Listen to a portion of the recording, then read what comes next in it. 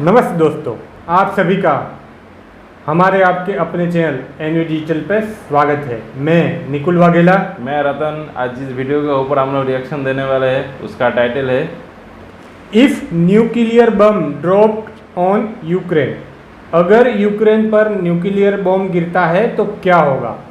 ये video Alok Ranjan sir की channel defence detective से लिया गया है। इस वीडियो का ओरिजिनल लिंक हमारे वीडियो के डिस्क्रिप्शन में मिल जाएगा आपको। वीडियो काफ़ी इंटरेस्टिंग होने वाला है क्योंकि इसमें आलोक सर ने बड़ी डिटेल में कवर किया है कि उसके क्या क्या नुकसान हो सकते हैं और पिछले समय में जो जापान के ऊपर बम गिराया गया था उससे क्या क्या नुकसान हुए हैं, तो उसके बारे में डिटेल से बताया गया है।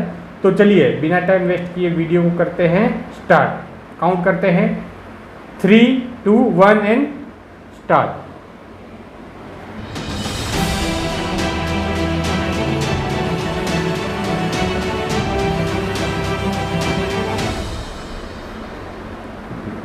इस वीडियो में बताई गई सारी जानकारी पब्लिक प्लेटफॉर्म पर उपलब्ध है। इसमें ऐसी कोई जानकारी नहीं दी गई है जिससे हमारे सुरक्षा बलों की गोपनीयता भंग होती है। डिफेंस डिटेक्टिव सेना का सम्मान करता है और उन्हीं जानकारियों के आधार पर काम करता है जो सार्वजनिक रूप से मौजूद है। 6 अगस्त 1945 हिरोशिमा जापान में जब पहले बार नहीं गिरा था हिरोशिमा नागासाकी का 15 किलो का था। ओ भाई 1,40,000 हाथ हो गया था। और 9 अगस्त को भी दूसरा नागा से था। नागासाकी जापान ये और 21 किलो टन बाप इसमें 74,000 वो पूरा खत्म ही हो गया था। टोटल देखो भाई, टोटल 2,36,000। 6 अगस्त 1945 और 9 अगस्त 3 दिन के अंदर ही इतना 2 बार गिरा है। 2 बार। ये वो 2 तारीखें हैं जिन्हें पूरी मानव सभ्यता शायद ही कभी भूल पाएगी। 77 साल पहले दुनिया ने देखा था कि परमाणु ताकत कितनी बड़ी तबाही मचा सकती है। क्या एक बार फिर वही परमाणु ताकत विनाश मचाने वाली है? नमस्कार दोस्तों, डिफेंस डिटेक्टिव के एक और एपिसोड में आप सभी का स्वागत है। मैं हूं आलोक। तो आज के इस एपिसोड में बात करने वाला हूं कि क्या दुनिया पर एक बार फिर परमाणु हमले का खतरा मंडरा रहा है और इस बार खतरा यूरोप पर है। यूरोप पर मतलब यूरोप कॉन्टिनेंट पे, जिसमें ये कंट्री भी आती है ना। यूक्रेन यूरोप में चला गया ना, सपोर्ट भी तो वहीं कर रहा है, वो उसको भी मारेगा। 2-4 सपोर्ट कर रहा है कि फिर बेचारा रहा है। रूस परमाणु हमला कर सकता है। इसको हवा तब और ज़्यादा मिली जब उसने सरमत इंटरकॉन्टिनेंटल बैलिस्टिक मिसाइल का परीक्षण किया। बड़ी खतरनाक। अब देखिए, एक तरफ रूस का यूक्रेन से पंगा चल रहा है, लड़ाई चल रही है, जंग चल रही है। दूसरी तरफ उसने अमेरिका सहित पूरे नाटो देशों के संगठन से पंगा लिए हुए हैं। तीसरी तरफ उसके खिलाफ लगातार प्रतिबंध लग रहे हैं पूरी दुनिया में। लेकिन बावजूद इसके प्रेसिडेंट पुतिन ने सरमत मिसाइल का टेस्ट करके अपने इरादे को जाहिर कर दिया। बात नहीं सुन रहा है। सरमत मिसाइल दुनिया की सबसे बड़ी और भयानक मिसाइलों में से एक है। शायद इसीलिए पश्चिमी देशों में इसे सैटर्न 2 के नाम से बुलाया जाता है। सरमत मिसाइल पुतिन के उन 6 नए रशियन स्ट्रेटेजिक वेपन्स में से एक है जिसे उन्होंने साल 2018 में दुनिया के सामने पेश किया। इसे RS-28 सरमत मिसाइल के नाम से जाना जाता है। ये super heavy intercontinental ballistic missile है। इसे माकेयेव रॉकेट डिजाइन ब्यूरो ने बनाया है। इसका वजन है करीब 2 लाख, लंबाई 35.5 मीटर और चौड़ाई 3 मीटर है। ये MIRV तकनीक से लैस है। इसमें 10 से 15 वॉरहेड्स या हाइपरसोनिक ग्लाइड व्हीकल भी लगाए जा सकते हैं। इसकी मैक्सिमम स्पीड 20.7 मैक यानी 25,560 किलोमीटर 25,560 किलोमीटर 18,000 किलोमीटर। अब आपको अंदाजा क्या होगा कि दुश्मनों के ऊपर अगर ये मिसाइल गिरी तो अंजाम क्या होगा। इसे दुश्मन के एयर डिफेंस सिस्टम से बचने के लिए डिजाइन किया गया है। तभी तो इसके कामयाब टेस्ट के बाद राष्ट्रपति पुतिन ने कहा कि ये मिसाइल कुछ भी करने से पहले दुश्मनों को दोबारा सोचने पर मजबूर करेगी। रूसी सेना के मुताबिक ये जो मिसाइल है सरमत, ये इस साल के आखिर तक रूसी सेना में सर्विस में आ जाएगी। अच्छा, इस मिसाइल की जो टेस्टिंग की गई है इसकी टाइमिंग भी बड़ी ज़बरदस्त है। एक तरफ अमेरिका जो है वो खुलकर यूक्रेन वाले मामले पर रूस के खिलाफ आ चुका है। अमेरिका से हथियार भेजे जा रहे हैं यूक्रेन को, और इसी बीच इस मिसाइल का टेस्ट किया जाता है। अच्छा, अमेरिका की तरफ से ये बात लगातार कही जा रही है कि भाई पुतिन जो हैं वो न्यूक्लियर अटैक कर सकते हैं यूक्रेन के ऊपर, और इस बार सबसे ताज़ा बयान आया है। अमेरिकी खुफिया एजेंसी CIA के डायरेक्टर हैं विलियम बर्न्स, उनकी तरफ से अटलांटा के जॉर्जिया इंस्टीट्यूट ऑफ टेक्नोलॉजी के the Sam Nunn School of International Affairs के कार्यक्रम में CIA डायरेक्टर विलियम बर्न्स को बतौर स्पीकर बुलाया गया। यहाँ पर उनसे यूक्रेन युद्ध को लेकर सवाल पूछा गया कि क्या रूस परमाणु हमला कर सकता है, तो CIA डायरेक्टर का जवाब था हाँ। Given the potential desperation of President Putin and the Russian leadership, given the setbacks that they've faced so far militarily, none of us can take lightly the threat posed by a potential resort to tactical nuclear weapons or low-yield nuclear weapons. ये खतरा इसलिए भी बहुत बड़ा है क्योंकि कुछ दिनों पहले ही मॉस्को में राष्ट्रपति पुतिन को न्यूक्लियर ब्रीफकेस के साथ देखा गया था। लंबे वक्त के बाद पुतिन के साथ न्यूक्लियर हमला करने वाले ब्रीफकेस के देखे जाने के बाद पगला गया था कि मीडिया में इस पर चर्चा होने लगी कि क्या यूक्रेन पर परमाणु बम के हमले की तैयारी हो रही है, और अब सरमत मिसाइल के टेस्ट ने आशंकाओं को और ज़्यादा बढ़ा दिया है। लेकिन सिर्फ सरमत मिसाइल टेस्ट ही न्यूक्लियर अटैक के उनके इरादे को नहीं दिखाता, बल्कि अभी कुछ ही दिन पहले ही रशियन एयरफोर्स का लॉन्ग रेंज बॉम्बर Tu-95 भी यूक्रेन सीमा के करीब उड़ता हुआ नजर आया था। Tu-95 बॉम्बर भी ये तो पूरा तैयारी के साथ आया है, चाहे कोई भी आए बात पुतिन द्वारा ये सिर्फ 2 संकेत नहीं दिए गए हैं न्यूक्लियर वॉर के। यूक्रेन पर जब उन्होंने हमला किया था 24 फरवरी को, उससे करीब 2 हफ्ते पहले उन्होंने ये बात कही थी, इस बात का जिक्र किया था कि न्यूक्लियर वॉर हो सकती है, और उन्होंने अमेरिका और नाटो देशों को याद दिलाया था कि रूस के पास दुनिया की सबसे ताकतवर न्यूक्लियर फोर्स मौजूद है। 8 फरवरी को एक कार्यक्रम में उनसे यूक्रेन के नाटो में शामिल होने पर सवाल पूछा गया था। जवाब में उन्होंने कहा था कि अगर रशिया और नाटो के बीच किसी तरह का संघर्ष होता है तो ये न्यूक्लियर हो सकता है। Значит, потенциал объединенной организации НАТО и России несопоставим. Мы понимаем. Но мы также и понимаем, что Россия одна из ведущих ядерных держав. Но по некоторым компонентам, по современности даже многих опережает. Победителей не будет. यानी साफ है कि अगर युद्ध किसी तरह लंबा खिंचता रहा, हो सकता है कि पुतिन एटम बम के इस्तेमाल को मंजूरी दे दें। और जिस तरह से अमेरिका और बाकी यूरोपियन देश जो हैं वो यूक्रेन में हथियार पहुंचा रहे हैं, लेकिन अगर न्यूक्लियर वॉर लग रहा है कि यूक्रेन को नहीं, सारे नाटो वालों को ठांसेगा कर जाएं और वो यूक्रेन पर हर जगह असर भी पड़ेगा ना के हमले को मंजूरी दे दें आसपास में। लेकिन मान लीजिए कि अगर यूक्रेन पर परमाणु बम से हमला हो जाता है तो क्या होगा, कितनी तबाही मचेगी, कितने लोग मरेंगे, उसके बाद क्या होगा। देखिए, पहली बात तो ये है कि परमाणु हमला किसी भी सूरत में नहीं होना चाहिए। मैं बिल्कुल नहीं होना चाहिए, बहुत गलत बात है। वैसे तो जंग ही नहीं होनी चाहिए, वॉर नहीं होनी चाहिए, लेकिन अब चूंकि जंग चल रही है और जंग एक सच्चाई है तो इससे मुंह भी नहीं मोड़ा जा सकता। लेकिन न्यूक्लियर अटैक नहीं होना चाहिए, क्योंकि 77 साल पहले जापान पर गिरे बम से, जो न्यूक्लियर बम थे, तो वो हम देख चुके हैं कि कितना विनाशकारी हो सकता है। उधर पॉपुलेशन तो पूरा खत्म हो गया, अभी जो भी पैदा हो रहा है तो कई हाथ उनको भी टेढ़ा है, मतलब 50 गुना ज़्यादा ताकतवर बम इस वक्त मौजूद हैं जो 50 गुना भी उससे भी ज़्यादा है, तो क्या हालत होगा। अंदाज़ा लगा सकते हैं उससे 50 गुना ज़्यादा है भाई, कितनी विनाशकारी हो सकती है।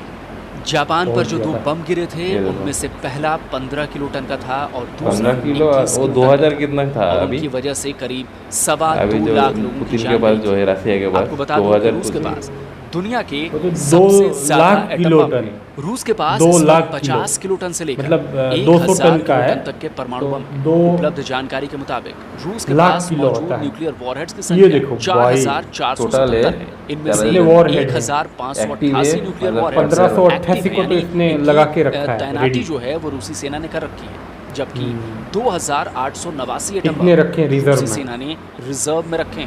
यानी अगर न्यूक्लियर वॉर हुई तो कितनी बड़ी तबाही हो सकती है, इसका अंदाजा लगाना भी मुश्किल है। यूक्रेन के राष्ट्रपति व्लादिमीर ज़ेलेंस्की पिछले कई दिनों से लगातार कह रहे हैं कि रूस उनके देश पर न्यूक्लियर अटैक करने वाला अच्छा, है। इसको पता चल गया होगा है ना कि इंटरव्यू करने वाला है, उन्होंने तैयारी कहा चल है रही है। कि दुनिया को परमाणु हमले के लिए तैयार रहना चाहिए और उन्हें एंटी रेडिएशन दवाइयों का स्टॉक जमा कर लेना चाहिए। हालांकि मुझे नहीं लगता कि पुतिन इतना बड़ा फैसला लेंगे, न्यूक्लियर अटैक की मंजूरी देंगे। लेकिन भरोसा भी तो कोई जो नहीं है, कुछ भी हो सकता चलो है। नहीं लेगा अच्छी What बात if है, चाहिए। लेकिन अगर उसका पुतिन कोई की वो वजह टेढ़ा से आदमी का कोई वर्ल्ड भरोसा वॉर भी 3 नहीं की शुरुआत हो है। जाए, वर्ल्ड वॉर 3 की शुरुआत हो जाएगी तो यूक्रेन क्या को होगा? ये भी इस नहीं बारे पता में था आप कि वो इतनी विस्तार वॉर से करेगा, पता था FM पर कि अपनी सेना भेजेगा, लेकिन भेज दी। व्हाट इफ उसमें जाकर ऑडियो बुक के रूप में सुन सकते हैं। उसके चैप्टर नंबर 3 में बताया गया है कि अगर वर्ल्ड वॉर 3 शुरू हो गई तो क्या हो सकता है। कुकू FM ऑडियो लर्निंग का एक बहुत बड़ा प्लेटफॉर्म है। आपको यहाँ पर हिंदी, अंग्रेजी सहित कई क्षेत्रीय भाषाओं में 1000 घंटे से भी ज़्यादा की ऑडियो बुक्स की लाइब्रेरी मिलेगी, जहाँ आप इसी तरह की दूसरी कई ऑडियो बुक्स को सुन सकते हैं। डिफेंस डिटेक्टिव के दर्शकों के लिए अभी कुकू FM पर एक एक्सक्लूसिव ऑफर चल रहा है। अगर आप कूपन कोड DDT 50 का इस्तेमाल करेंगे तो आपको 50% तक का डिस्काउंट मिलेगा। यानी कुकू FM की सारी लाइब्रेरी की जो कॉस्ट है 399 रुपीज़ पर ईयर की, वो आपको सिर्फ 199 रुपये में साल भर के लिए मिल जाएगी। ये जो ऑफर है ये सिर्फ पहले 250 यूजर्स के लिए है। तो इसका लिंक मैं आपको डिस्क्रिप्शन बॉक्स में भी और कमेंट बॉक्स में भी डाल दूंगा। वापस लौटते हैं अपने टॉपिक पर। टॉपिक ये है कि क्या रूस यूक्रेन पर परमाणु हमला कर सकता है। तो मान लीजिए कि अगर रूस ने परमाणु हमला कर दिया यूक्रेन पर और अपने सबसे छोटे बम से किया, सबसे जो छोटा उनका न्यूक्लियर वॉरहेड है उससे यूक्रेन पर हमला किया, उसे गिरा दिया यूक्रेन पर, तब क्या होगा ये देखिए। मान लीजिए रूस 50 किलो टन वाला परमाणु बम यूक्रेन पर गिरा देता है, तो इसका सबसे भयानक असर 50 होगा किलो वाला। 2 किलोमीटर के इलाके में। 2 इसका किलोमीटर का एरिया खतरनाक कवर लेवल करेगा। वाला रेडिएशन करीब 10 किलोमीटर के इलाके तक फैल जाएगा और यूक्रेन की मौजूदा जनसंख्या को देखते हुए बम गिरते ही करीब 1.5 लाख लोगों की मौत हो जाएगी। अगर रूस ने इससे ज़्यादा बड़े बम का इस्तेमाल 50 किलो यानी वाले। 300 किलो टन वाली ताकत का परमाणु बम यूक्रेन पर दागा गया ये तो 4 इसका सबसे भयानक असर 4 किलोमीटर के इलाके पर पड़ेगा। सब कुछ तबाह हो जाएगा। इससे निकली खतरनाक मतलब 4 रेडिएशन किलोमीटर में तो करीब कुछ रहेगा ही 30 नहीं। किलोमीटर तक फैल जाएगी 30 किलोमीटर 30 तक किलोमीटर एकदम तक। टूटते ही फौरन 3 लाख करीब भाई। 3 लाख लोगों को और अपनी खत्म हो जान जाएगा। से ऐसे तो हाथ खत्म धोना हो ही पड़ेगा। गया। और अगर रूस आधा। ने अपने सबसे ताकतवर एटम 1000 किलो वाला में क्या होगा? 1000 किलो टन वाला ये बम सबसे ताकतवर 11 करीब किलोमीटर वाला 11 तो किलोमीटर पूरा का इलाका बुरा असर पूरी तरह पड़ेगा। तबाह हो जाएगा और इससे इसका निकली रेडिएशन खतरनाक पड़ेगा रेडिएशन लगभग करीब 85 85 किलोमीटर किलोमीटर तक तक। फैलेगी और बम के फूटते ही फौरन ओ 10 भाई। लाख लोगों की मौत हो जाएगी। तो मनाइए कि ऐसा बिल्कुल ना हो, ना लेकिन हो। अगर ऐसा हो गया तो सोचिए कि इस धरती पर दुनिया अब तक की सबसे बड़ी तबाही, सबसे बड़ा विनाश देखी। और ये बिल्कुल नहीं होना चाहिए। ये धरती के लिए भी ठीक नहीं है, हमारे प्लेनेट के लिए भी ठीक नहीं है, क्योंकि उसके बाद बहुत सारी दिक्कतें इस धरती पर शुरू हो जाएंगी। और मान लीजिए कि ऐसे 4-5 बम, ये तो एक आध बम मैंने आपको दिखाए, ताकत बताई, ऐसे अगर 4-5 बम अगर यूक्रेन पर गिरा दिए जाएंगे तो यूक्रेन तो पूरी तरह तबाह हो जाएगा, लेकिन इसके असर से दुनिया के बाकी देश भी नहीं बचेंगे। न सिर्फ बर्बाद होगा बल्कि रेडिएशन की वजह से आने वाले कई हर दशकों देश तक को लोग नुकसान होगा। बीमारियों के शिकार होंगे। वहाँ की जमीन रेडिएशन की वजह से बंजर हो जाएगी। ऐसे हो जाएगा, कोई ना भी इसमें फसल नहीं फसल होगा, होगी, ना कुछ पानी होगा। जहरीला हो जाएगा, जिससे ना तो वो पीने के काम आएगा और ना ही खेती या फिर किसी और काम। यानी कुल मिलाकर यूक्रेन पूरी तरह तबाह हो जाएगा।